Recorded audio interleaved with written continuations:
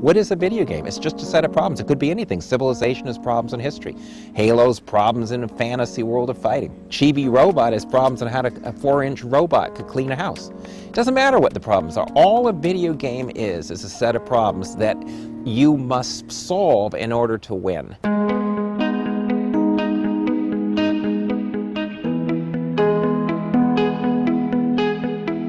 You want to know what I do? Well, oddly enough, I'm by training a linguist, and I still work in linguistics on a field called discourse analysis, which studies how people mean things and make meaning. And I only got into games and learning about 6 or 7 years ago when I was helping my 6-year-old play Pajama Sam, and then wondered what a more adult video game would be like, and went and got one, you know, arbitrarily because I didn't know what to get, and was really just blown away how hard it was.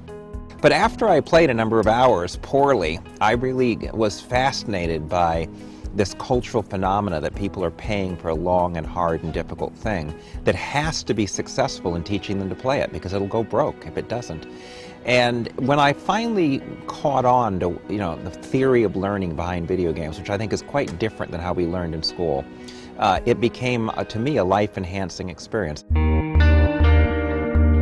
Take real-time strategy games, which are the most complex video games. A game like Rise of Nations has over 350 commands, essentially hundreds of variables interacting. You play it for hours, you run civilizations. I mean, it's just more complex than what any kid would see in school. We have evolved an almost perfect way to teach these incredibly complex games. So there are kids addicted to Civilization. I mean, and yet Civilization, I defy any adult to go play Civilization, and they will usually give up in 25 minutes.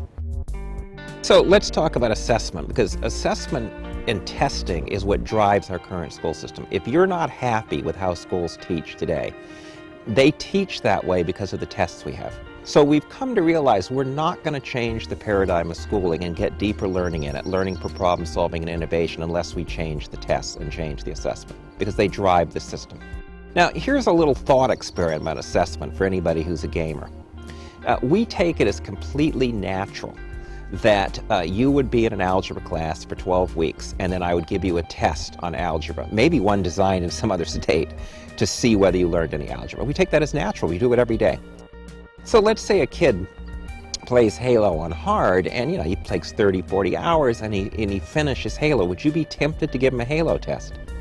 No, not at all. You'd say the game already tested him. So let's think, why is it that we're not tempted to give him a Halo test, but we are tempted to give that algebra test and use that as the judgment? Well, it's because you actually trust the design and learning of Halo better than you trust the design and learning of that algebra class. And I think that's where we're going. We're going to be able to create learning that is so immersive, so deep, so rich in information about the development of people in that learning space, that the idea that we let some tests made in a different state trump what happens outside of that learning will become primitive. We will see it as a very primitive thing. What I'm pushing is really not digital media, first and foremost. It's what I call situated and embodied learning. And what I mean by that is being able to solve problems with what you know, not just know a bunch of inert facts, but be able to use facts and information as tools for problem solving in specific contexts, being able to do stuff. Now, if you think about this, this is actually returned to an earlier age, because in the 18th and 19th century, most scientists were amateurs, in the sense they didn't have credentials, they didn't work for universities. Darwin never worked for the university.